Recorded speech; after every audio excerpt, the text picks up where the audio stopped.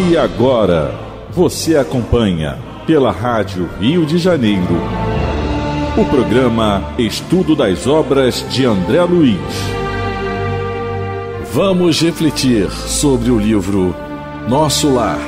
Produção e apresentação, Tereza Cristina e Marco Antônio.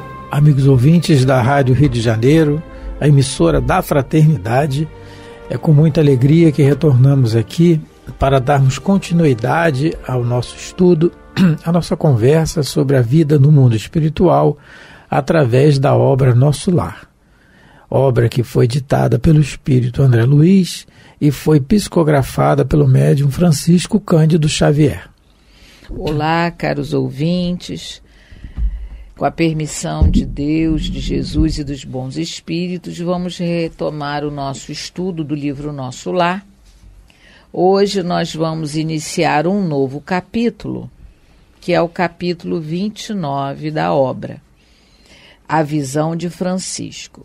Mas só para a gente relembrar o que nós estudamos no programa passado, vale lembrar que o André Luiz continua trabalhando nas câmaras de retificação, e no último programa nós vimos a conversa dele com a enfermeira Narcisa, que contava para ele que ela trabalhava nas câmaras há 6 anos e alguns meses, mas ela ainda precisaria trabalhar até completar 10 anos, porque ela estava precisando de vir à Terra, ajudar algumas pessoas, e a ministra veneranda falou para ela que endossaria qualquer pedido dela se ela desse 10 anos de trabalho nas câmaras de retificação, que a gente já viu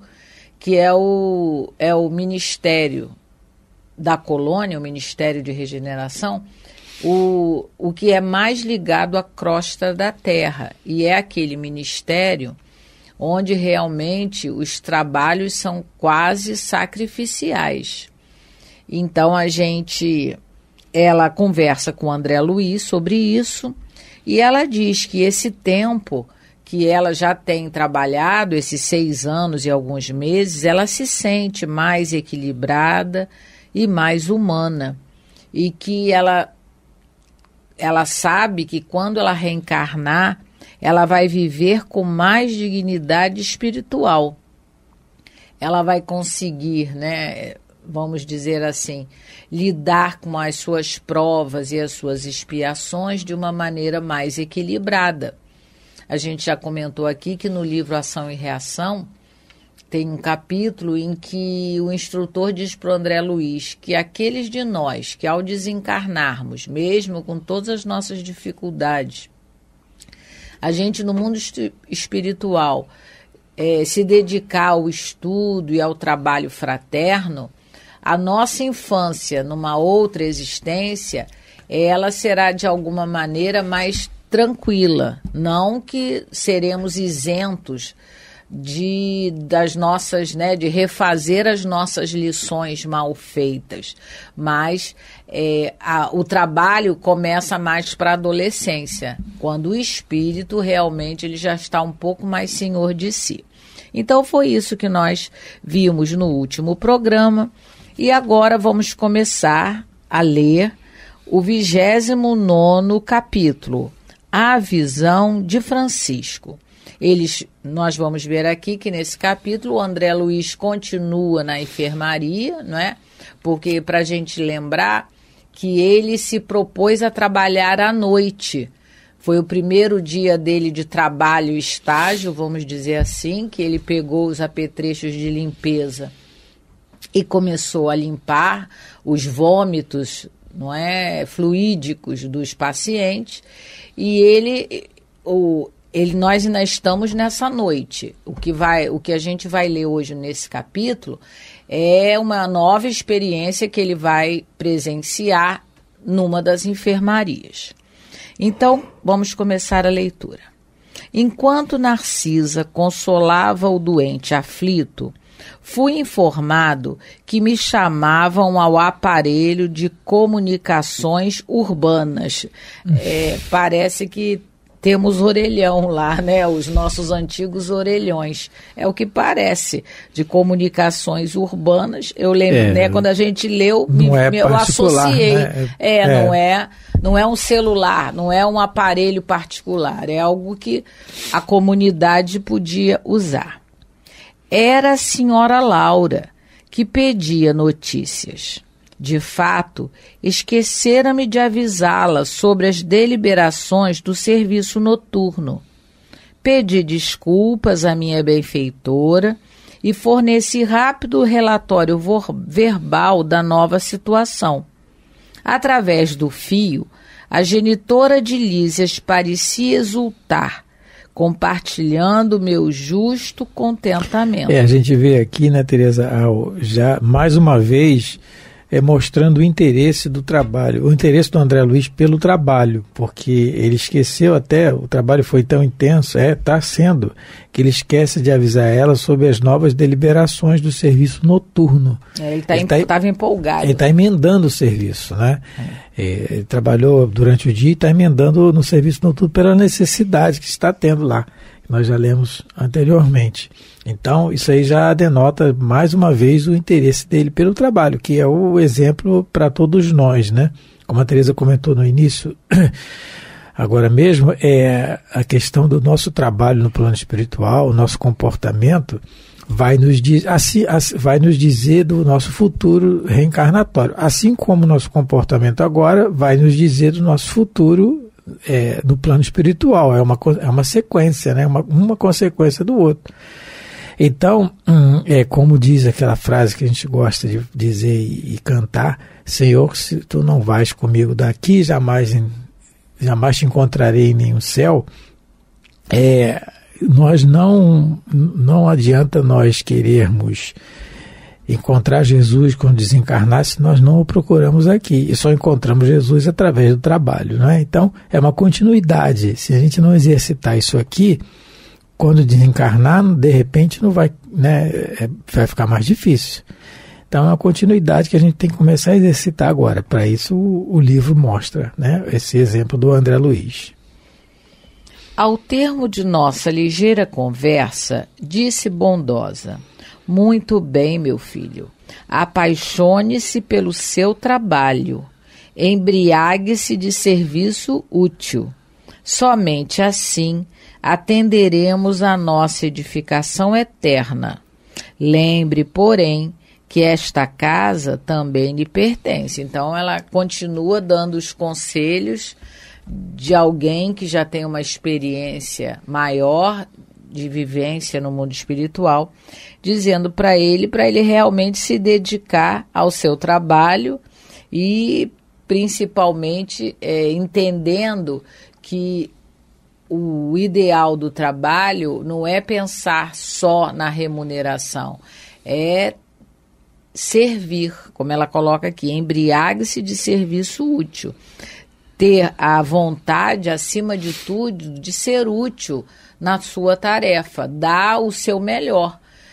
Então, ela novamente aconselhando o André Luiz, porque a gente viu em programas passados que ela o orientou a que ele não ficasse como uma mariposa, pulando de lâmpada em lâmpada, apenas com curiosidade.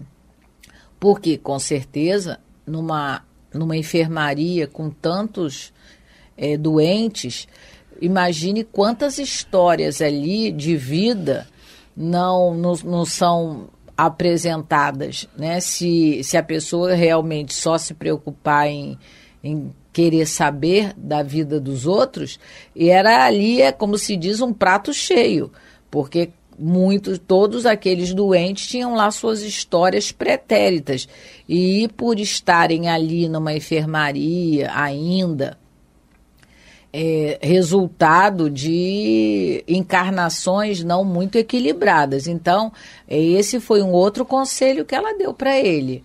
Então, ela mostrando a preocupação quando ela diz para ele, olha, meu filho, não esquece, né? Aqui nós somos a sua família agora aqui na colônia, né? Colônia. E ela fala, Tereza, assim, meu filho, apaixone-se. A palavra paixão, se a gente for ver no dicionário, está escrito assim, sentimento humano intenso e profundo por algo ou alguém. Então, ela está pedindo para ele se apaixonar pelo trabalho dele, não só trabalhar, mas se apaixonar.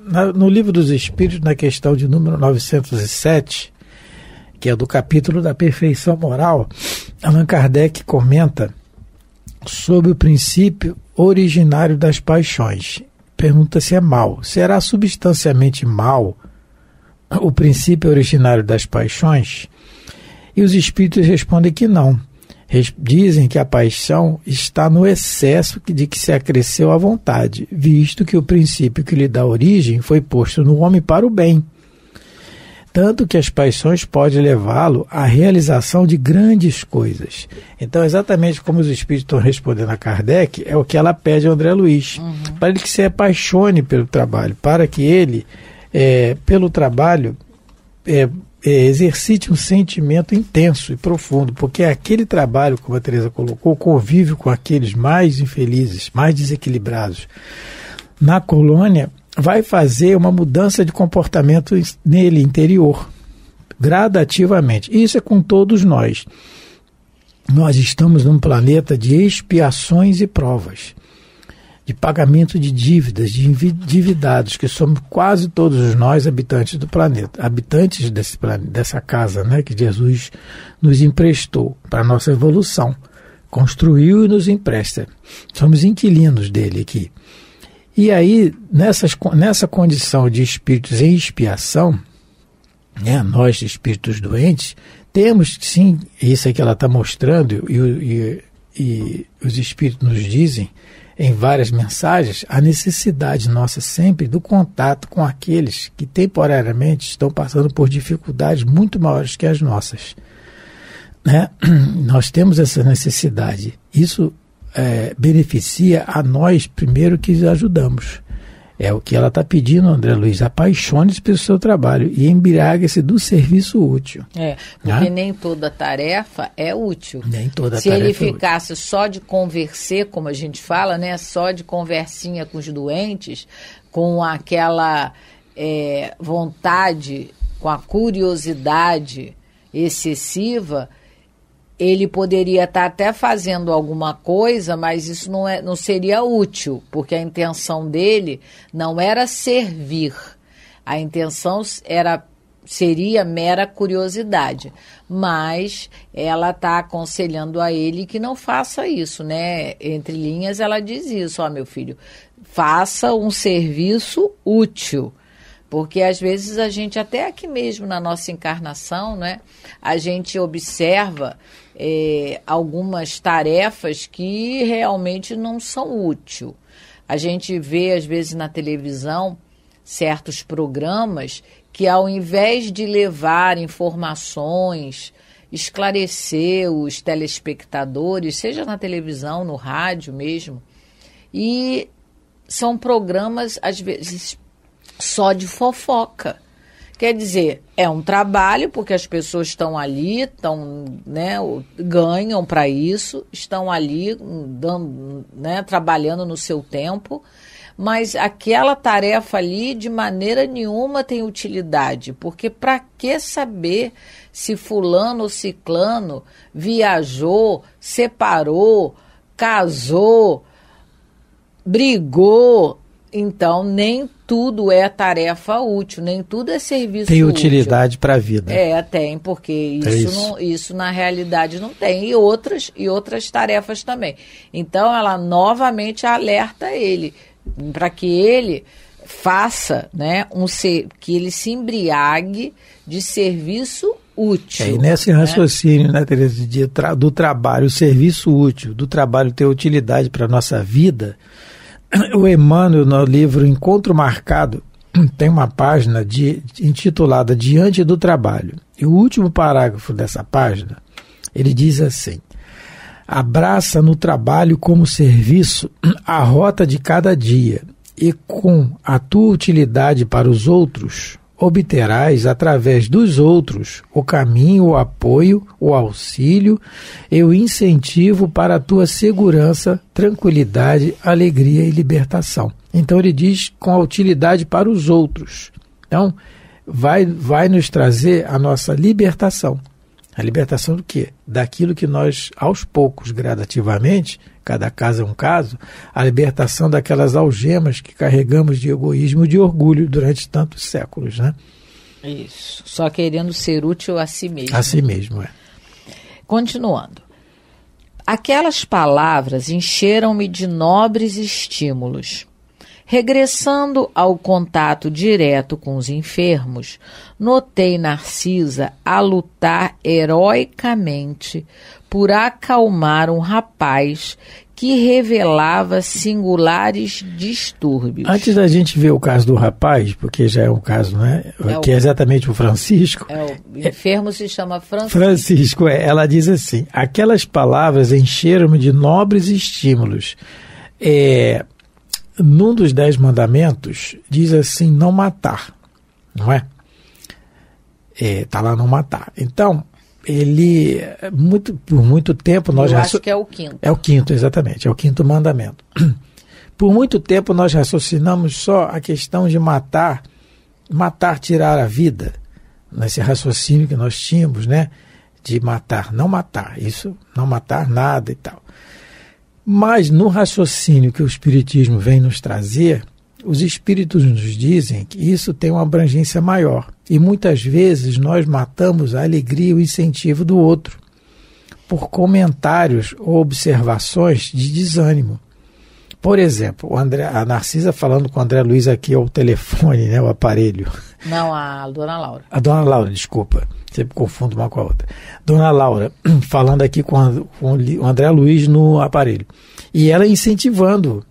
Ela podia falar assim, poxa, mas é muito trabalho. Será que você aguenta mesmo? Olha, não, isso não vai aguentar isso tudo, não. Vem descansar. Não, ela incentivou. E a resposta dele, encheram-me de nobres estímulos. Não é? Nobres estímulos. Ficou mais motivado. Isso é o incentivo. Muitas vezes a pessoa vem com uma alegria para nós e nós, assim, inadvertidamente, soltamos aquilo que a gente ainda tem por dentro.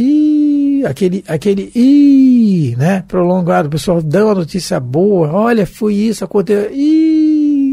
Aquilo já desanima a pessoa. Está matando a alegria da pessoa, matando o incentivo. Isso é não matar também. É bom a gente observar isso, né? Então, isso aqui é mais um ensinamento para nós.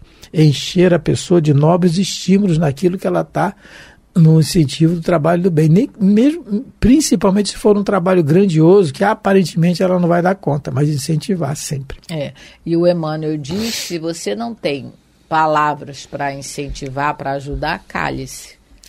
Então, é melhor não falar nada. Se você realmente não tem o que dizer para contribuir, é melhor se calar. Porque criticar sem colaboração realmente não vale. Não é? Continuando. Procurei ajudá-la. Então, ele voltou, né? Voltou para a enfermaria e ele reparou que a Narcisa estava tendo dificuldades para ajudar um rapaz, não é? Porque lutar heroicamente para acalmar, ela estava tendo dificuldade para acalmar um rapaz na enfermaria. Muita dificuldade, heroicamente, né? E ele coloca aqui, procurei ajudá-la. Tereza, mais um detalhe. É muito detalhe. Ela fala assim, lembre-se, anteriormente, ela só, lembra que essa casa também lhe pertence. Realmente, a gente pode abranger esse raciocínio, porque no Evangelho segundo o Espiritismo, no capítulo 3, item 2, Allan Kardec fala, a casa do Pai é o universo, tudo pertence a Deus, e nós somos filhos dele. Mas aqui ela estava falando da família dela. Da família dela. Em especial, essa né? casa, não esquecer não esquecer. Mas a gente pode abranger esse raciocínio dizendo também que a casa do Pai é o universo. É o capítulo 3, há muitas moradas na casa de meu Pai, do Evangelho. Em Kardec começa o capítulo assim, a casa do Pai é o universo. Então, essa casa também lhe pertence, realmente, Se a gente abranger o raciocínio, realmente ela está falando aqui da família e tudo, essa casa lhe pertence. Mas nós podemos aumentar esse pensamento raciocinando de que tudo nos pertence também, e por isso nós temos que cuidar bem, porque nós somos filhos do Criador. Mas vamos lá, vamos ao Francisco. Ao Francisco, né? O pobrezinho de olhos perdido no espaço gritava espantadiço: acuda-me, por amor de Deus, tenho medo, medo. E olhar esgazeado dos que experimentam profundas sensações de pavor acentuava. Estava bem, né? A situação que demonstra aqui do desequilíbrio que ele está, né? Sim. Então ele gritava, olhos perdidos, gritando, e está gritando, essa exclamação aqui é grito, tenho medo, gritando. E o olhar estava esgazeado, né? Sem aberto, totalmente sem direcionamento, sem equilíbrio nenhum. Isso.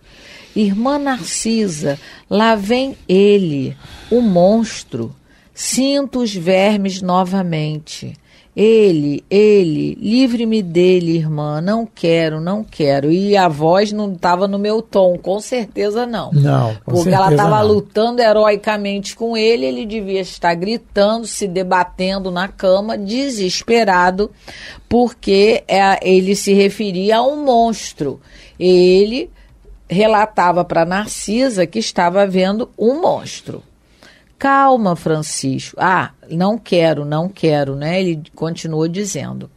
Calma, Francisco. Pedi a companheira dos infortunados. E a gente vai ver nesse capítulo o quanto o André Luiz se encantou com o tratamento dessa enfermeira para com os doentes. Ele já começa aqui, o primeiro. Pedir a companheira dos infortunados. Ele já começa dando essa qualidade para ela, que ela era amiga dos desesperados, daqueles que estavam em desequilíbrio. Calma, Francisco, pedi a companheira dos infortunados.